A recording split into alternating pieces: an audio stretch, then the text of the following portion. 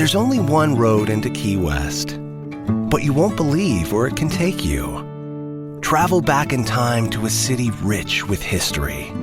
Discover amazing artists and musicians. Taste seafood fresh off the boat, or just kick back and soak up the island vibe. For more about Key West, visit flakeys.com. Key West, close to perfect, far from normal.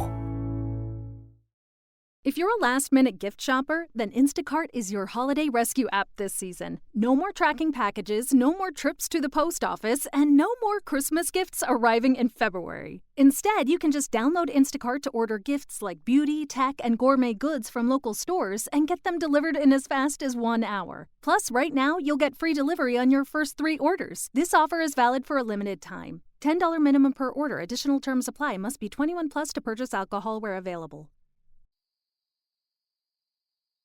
World News Today, brought to you by Admiral Corporation in behalf of Admiral distributors and dealers all over America and in many foreign lands. By shortwave broadcast, direct from important overseas stations and leading news centers in our own country, CBS reporters are waiting to bring you first-hand news from the world's political and battle fronts. Now, here's Douglas Edwards. On the Western Front today, the Germans have failed in their latest efforts to close the relief corridor to the highway town of Bastogne.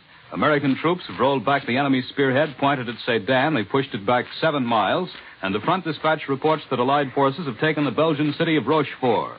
American and British planes have continued their attacks on German supply points, and 52 German fighters were shot down in air battles today. The fight for Budapest is approaching a climax, with Russian troops cutting down German SS troops to the last man in revenge for the murder of 2 Russian officers who, under a white flag, tried to deliver armistice terms to the German commander. In Italy, the Americans have recaptured Barga on the Adriatic side of the Italian front. In Greece, General Scobie has conditionally accepted an ALOS offer ending hostilities in the Athens area, and tonight, Adolf Hitler will make a speech. And now, news direct from overseas. Over the Army Signal Corps facilities, Admiral takes you now to Paris. Ned Calmer reporting.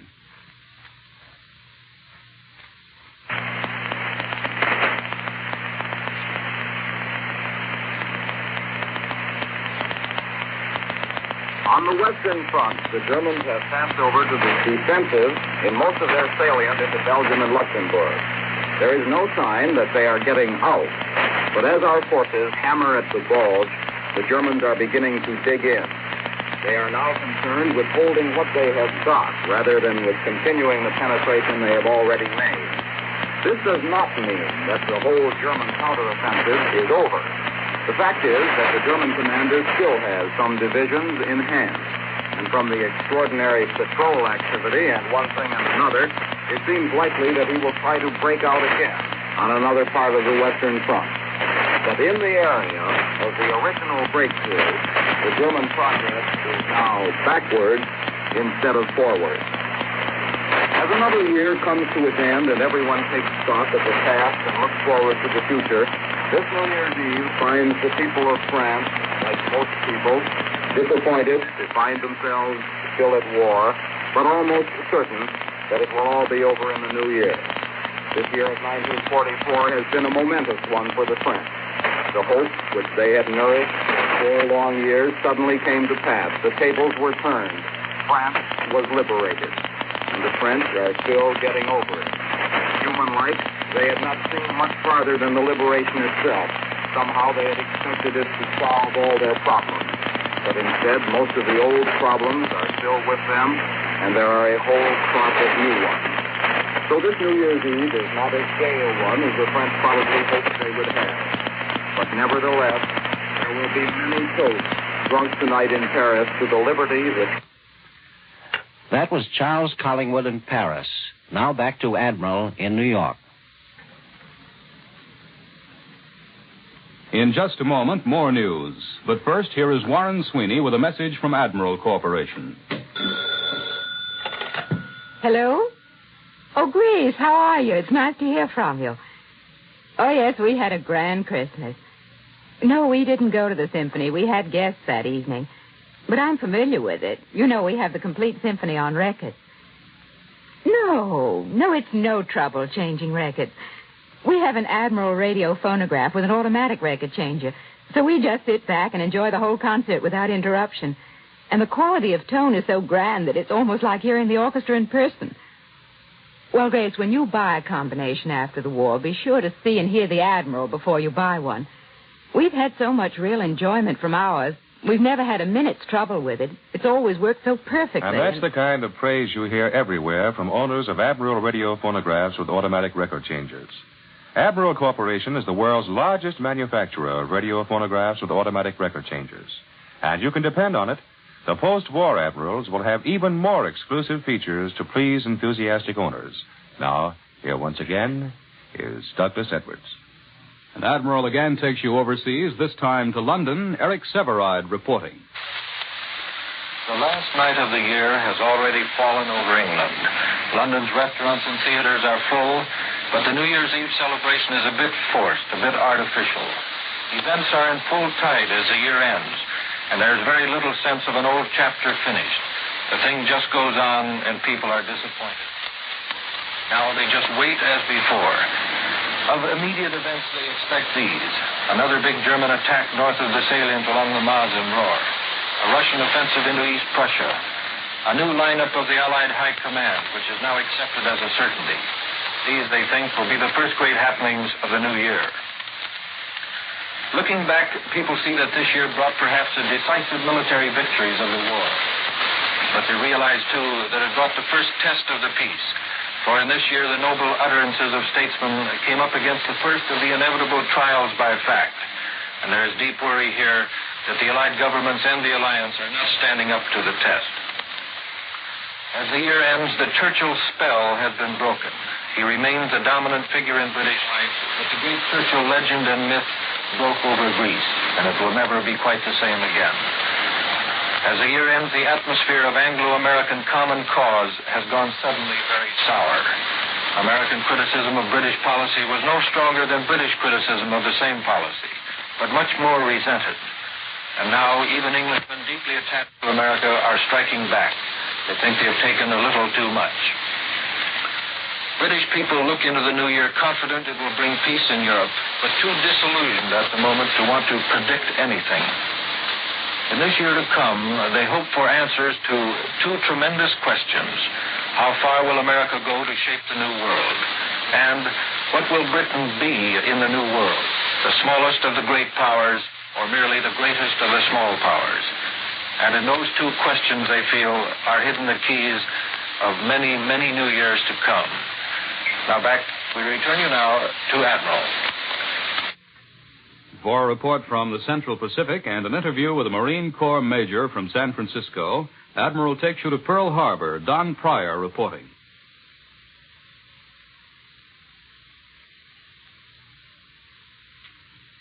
It's bright morning out here at Pacific Fleet Headquarters in Pearl Harbor on the last day of 1944. There isn't much spot news in the Pacific today east of the Philippines, because this is one of those interludes between campaigns, a time when everyone in all branches of the armed forces is getting ready for the next big drive, wherever it may come. And it is coming, as Fleet Admiral Nimitz told the Japanese the other day in a special broadcast to the Empire. Until the day that Allied victory is complete, he said, the United States Navy is determined to carry the fighting to the very vitals of Japan. And the Navy, the Army, and the Marines are now in a position to strike wherever the Commander-in-Chief might choose. Repeated attacks have been made already on the Kuriles, the Bonines, the Philippines, Formosa, the Ryukyus, and the Dutch East Indies.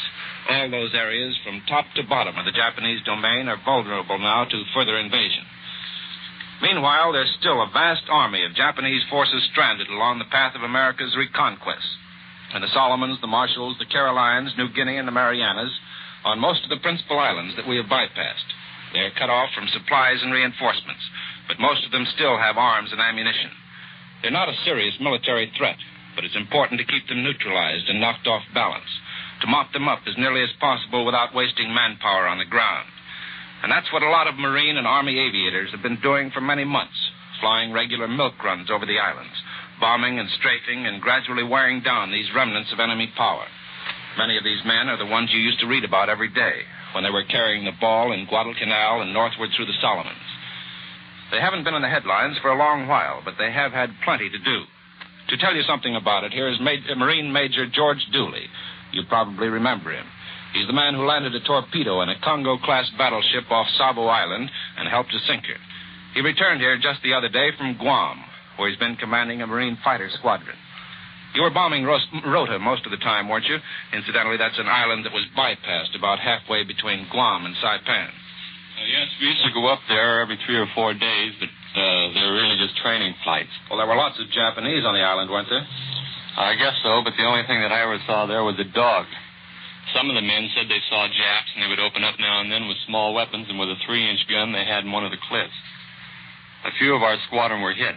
We saw more Japs on Guam. They're still digging them out of there. Well, what did you do? Strafe them? No, we'd usually spot them on patrol and relay the information to the PC boats. They'd try to make a getaway now and then in small barges, but we kept a patrol around the island all the time. Did you catch any of them? I saw 6 of them on a raft one day, but they committed a hara-kiri with hand grenades before the PC boat could get there. That is, all but one. He shot himself with a pistol, and they captured him alive. Oh, what else did you have to do on Guam, Major? Well, about the only other thing was to work over Pagan up north of Saipan to keep the Japs from using the airfield there as a staging base against the B-29s. But that wasn't very exciting either. Perhaps not to a man who skippered the 1st Marine TBF squadron on Guadalcanal. But I'm sure you'll find plenty more excitement before it's over. Incidentally, Major, what do you think? Will Jap opposition in the air get tougher as we move on in? Or do you think their back's been pretty well broken? Well, I think it's going to get plenty tough. That's been pretty obvious in the Philippines. Besides, from all I hear, the Jap new fighters are very good. I haven't seen any of them yet, but I've heard about them, and I think they'll give us a strong fight. But you sound confident about the outcome. Good luck, Major Dooley, to you and your men. And thanks. This is Don Pryor at Pacific Fleet Headquarters, returning you to New York.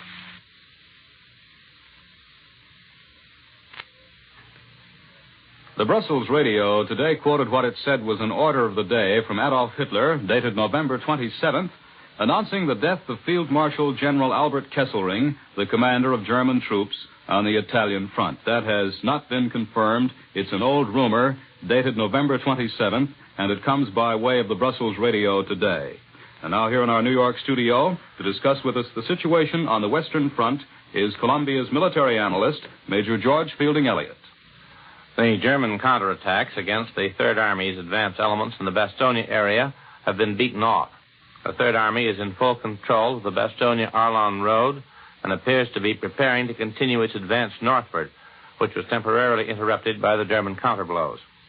These blows appear to have been delivered in an attempt to clear the way for the escape of German elements to the westward of the main road, particularly in the Libremont and Saint-Hubert areas, elements whose supply lines have been cut or are threatened by the Third Army's push northward. On the west side of the German salient, the town of Rochefort has been recaptured by Allied forces. Otherwise, there is little change in the ground situation. But there is one very helpful change in the air. After 3 days of renewed mist and fog, this morning dawned cold and crystal clear, and Allied tactical air power was out in full force. This will not only give our airmen a new opportunity for attacking German ground forces, it will also give our commanders detailed information of the German dispositions, which have been hidden by the elements during 3 days of German withdrawals and regroupings.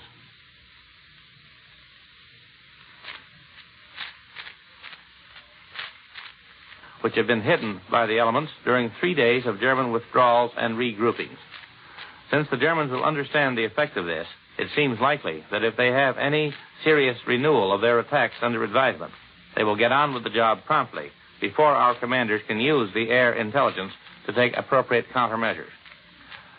On the whole, we have recovered about a third of the territory which the Germans overran in their winter offensive. This may look impressive on the map, but it is of little real consequence, since nowhere in the whole area involved is there any point of great strategic importance, not even a big supply depot. The great result at which the Germans aimed, a breakthrough into the supply areas of the 1st and 9th Armies, are still denied them. The secondary results, forcing a redisposition of Allied troops and thus holding up our offensive plans, they have achieved to some degree. And the emphasis which German radio reports put on this point suggests that the Germans are getting ready to say that these results alone were worth all the cost of their operation.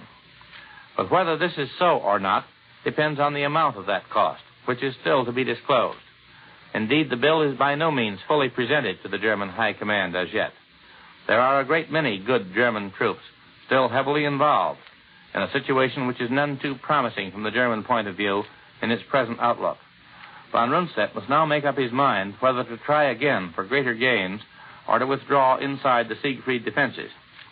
In either case, he may yet suffer severely, and we do not yet know whether he will suffer severely enough so that on net balance he will be worse off when the present operation is concluded than he would have been had he never undertaken it at all. That is what counts in the final analysis, and the time for such an analysis still lies well in the future. Now, here again is Douglas Edwards. That was our military analyst, Major George Fielding Elliott. Moscow dispatches say today that a bloody day and night battle is raging in the Hungarian city of Budapest as Soviet shock troops, incensed by the slaying of 2 Russian armistice emissaries yesterday, cut down units of German SS troops entirely without mercy. The reports say that Soviet forces, stung to red-hot anger, are going all out in their attempt to liquidate the German garrison, and a German Transocean dispatch says the fighting in the streets is of an extremely bitter character, with the Germans using new special anti-tank weapons. Moscow says that veteran Russian units, some of which were tempered at Stalingrad, are pushing toward the center of Budapest from the western and eastern parts of the capital, fighting their way over the rubble of collapsed buildings which the German SS troops converted into fortifications. It is to be noted that Soviet communiques, which have been reporting the capture of thousands of prisoners in other sectors, have not mentioned the taking of German captives inside Budapest. Moscow says that the Soviet command considers the German commanders and their men as outlaws since the slaying of the Soviet emissaries who were shot down as they carried into the city a demand by Russian generals for the surrender of Budapest. They went in under a white flag. A large part of the once beautiful old city appears doomed to destruction. The German broadcast admits that the Germans have during the night given up at least 2 strongholds within Budapest. The Pravda war map discloses that the enemy holds in Buda has been narrowed to an area less than 2 miles in width and 5.5 miles in length, extending from a point opposite the northern end of the upstream Margaret Island to the downstream Sespel Island. The Pest district still is largely under German control. In Italy today, American Fifth Army troops have reoccupied Barga, captured by the Nazis in their abortive push down the Serchio Valley near the Italian west coast. The Germans knocked American troops from Barga 19 miles inland last week. Headquarters doesn't mention any fighting in the reoccupation of the town, and the Germans may have withdrawn without a battle. Substantial enemy troop movements have been reported earlier along the coastal area, but headquarters makes no mention of them today. Snow is falling in the Apennines, limiting visibility. In the Pacific, the important industrial city of Yokohama, neighboring Tokyo, has been placed in a state of alert. The Japanese Eastern Home Army Command reported a lone plane over the area. The foray over Yokohama followed Tokyo reports that 4 super fortresses raided central Honshu between dusk last night and dawn today, that's Japanese time, 2 over the Tokyo area, 1 over Nagoya, and 1 over central Japan. Fires were said to have been set in Nagoya. In Chongqing, China, Generalissimo Chiang Kai-shek said in a New Year's Eve message to China that as soon as the military situation is improved, a People's Congress should be convened to adopt a constitution which would enable the Kuomintang, or national government, to transfer power to the people. Chiang said he would propose such a step to the Central Executive Committee of the Kuomintang with a recommendation that it go into effect as soon as the military situation is so stabilized as to enable us to launch a counteroffensive with a greater assurance of victory. Well, back in this country, after seeing frontline action in the Philippines, is a CB officer from San Francisco. For an interview with him, Admiral takes you now to CBS Washington, Tris Coffin reporting. The newest member of the great Navy family, the Seabees, is 3 years old today, and a very husky baby it is. As Secretary of the Navy Forrestal puts it, the Seabees can look back on a record of fighting and building that has won the admiration of the American people and the respect of other branches of the service. Our guest this afternoon is a Seabee, Lieutenant Commander E.M. Shanley, CEC USNR. He is lean and crisp with blue eyes and blonde hair that's turning gray in streaks. He was a heavy construction engineer before the war in San Francisco. Commander, suppose you tell us something about the Seabees. Our men are skilled workmen, and they come from about 60 different trades. Many of them are volunteers. They build naval and air bases, construct roads, set up shore facilities, and repair just about anything. Much of the time, they work under fire. They've taken part in every major amphibious invasion of the war, both in Europe and the Pacific area. I understand you went ashore on Leyte on D-Day. I thought only combat forces went ashore the first day. Well, someone had to go in to find out if our plans that look so good on paper were going to work. You see, for months, we'd been studying aerial photographs and intelligence reports, deciding where the best place was for docking the ships and locating the shore facilities. In this case, we had to completely readjust our plans. The area that looked so good in the aerial photographs turned out to be rice paddies overgrown with grass. One of my men took a pole and shoved it down 14 feet through the mud and sand. This meant that during the hell and fury of the landing, we had to throw away our plans, figure out something new, and pitch in with a lot of work. You mentioned the hell and fury of D-Day. What does a beachhead look like during those early days? Like something out of Dante's Inferno. Shells are crashing. Sometimes the beaches are swept by rifle, mortar, and machine gun fire. The planes are fighting overhead with the Japs doing their best to bomb our positions. On one beach where I was, 50 landing craft and 20 transports were offshore trying to unload. Supplies were all over the place. The rain was coming down in sheets, and the ground was a sea of mud, deep, sticky mud. There weren't any such thing as roads. As usual, in the early hours of an invasion, there weren't enough men or trucks to move the supplies as quickly as you'd like. And in addition, on this beach, there were Filipinos wandering around, some of them wounded. By the way, what was the reaction of the Filipino people? Well, it was wonderful. A lot different than some of us had expected.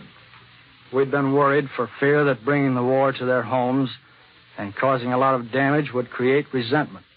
But not a bit of it.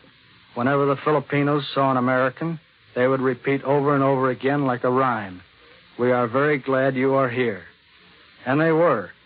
You could tell it from the way they smiled and looked. Their spirit and courage and obvious joy at seeing us gave the war a little added meaning. Commander, why is it the Seabees have done such a remarkable job wherever they've been assigned? The thing is, they are all skilled men. They have courage and a will to work. It is a real honor to me to be a part of the Seabees. Thank you, Commander Shanley. I return you to Admiral in New York. A disastrous train wreck took place about 14 miles west of Ogden, Utah, early this morning. Between 40 and 50 persons were killed, and an undetermined number were injured when the second section of a westbound Southern Pacific Limited plowed into the rear of the first section. The crash occurred in the isolated marshlands bordering the Great Salt Lake. In this hemisphere, President Ricardo Adolfo de la Guardia of Panama appears to have weathered momentarily the political upheaval which Saturday threatened to come to a showdown when a group of the country's outstanding citizens attempted to force his resignation. And finally, this item picked up by Columbia's shortwave listening station. Our monitors heard the British radio point out today that in his last speech, Adolf Hitler said, "We shall fight until 5 minutes past 12. By an odd coincidence, the Berlin radio announces that Hitler will speak tomorrow morning at 5 minutes past 12, Berlin time. And now, once again, here is Warren Sweeney with a word from Admiral. Surveys show that many of you want your next range to be an electric one. And when you can actually see all the new features and the beauty built into the post-war Admiral electric ranges, you're going to want one more than ever. I'm one of the people you're talking about, I guess. I've never had an electric range, but when I see some of my friends prepare a meal so quickly and with no bother, I'll admit I'm jealous. I want one, too. But I'm going to expect a lot of features and conveniences in my new electric range. You have a perfect right to expect them. Admiral electric ranges will be designed to please Mrs. America. Exactly what features will you be looking for? Well, I want a bigger oven with a light in it. And I want one of those complete meal cookers that'll cook my whole dinner while I'm out shopping. And I want an electric range that's really beautiful with some style to it. Lady, you want a post-war Admiral electric range. Admiral electric ranges will have all the features you've mentioned, plus many more Admiral firsts. Admiral will give you Flexo Heat, which will assure new economy in cooking with no wasted heat. Flexo Heat will give you any heat desired and will be as easy to regulate as turning on or off your water faucet. If you want the post-war electric range with everything for perfect cooking, be sure it's an Admiral. Tomorrow is the dawn of a new year. The year just ending has been one of accomplishment on the battlefronts and on the production fronts. Admiral Corporation is grateful to you, its listeners, for making World News Today one of America's most popular current events programs. No effort will be spared to make World News Today even more interesting for you in 1945.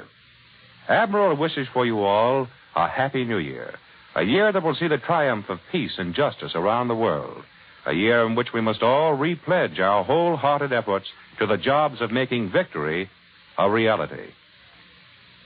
World News Today is brought to you each Sunday at this hour by Admiral Corporation, makers of Admiral Radio, America's Smart Set, and post-war makers of Admiral dual-temp refrigerators, Admiral home freezers, Admiral electric ranges.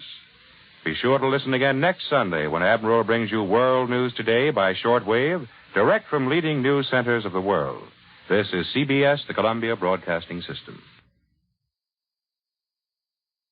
Hello, it is Ryan, and I was on a flight the other day playing one of my favorite social spin slot games on ChumbaCasino.com. I looked over at the person sitting next to me, and you know what they were doing? They were also playing Chumba Casino. Coincidence? I think not. Everybody's loving having fun with it. Chumba Casino is home to hundreds of casino-style games that you can play for free anytime, anywhere, even at 30,000 feet. So sign up now at ChumbaCasino.com to claim your free welcome bonus. That's ChumbaCasino.com and live the Chumba life. No purchase necessary. VGW. Void where prohibited by law. See terms and conditions. 18+. With Lucky Land Slots, you can get lucky just about anywhere. Dearly beloved, we are gathered here today to... Has anyone seen the bride and groom? Sorry, we're here. We were getting lucky in the limo and we lost track of time. No, Lucky Land Casino, with cash prizes that add up quicker than a guest registry. In that case, I pronounce you lucky. Play for free at LuckyLandSlots.com. Daily bonuses are waiting. No purchase necessary. Void where prohibited by law. 18+. Terms and conditions apply. See website for details.